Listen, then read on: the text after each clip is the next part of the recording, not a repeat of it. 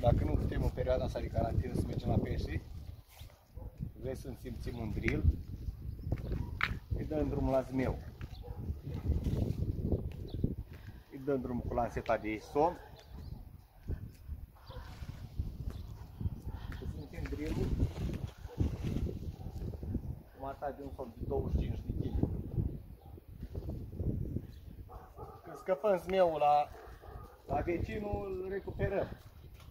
Iau. Aici avem 400 de metri de fir. Îi dăm drumul tare.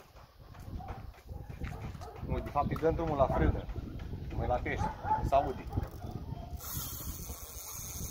Acum timp, domnule, e mare, să-i dăm drumul la fir.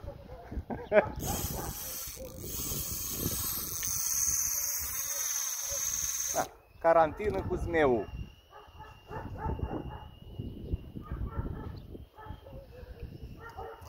Mai dăm drumul. Firul de 0,45 ține bine. Avem vânt. Nu știu cât poate telefonul să mi-l aduc mai de aproape, dar e departe.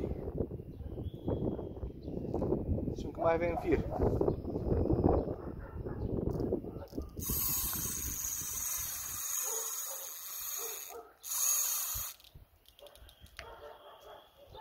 Deja e în celălalt sat.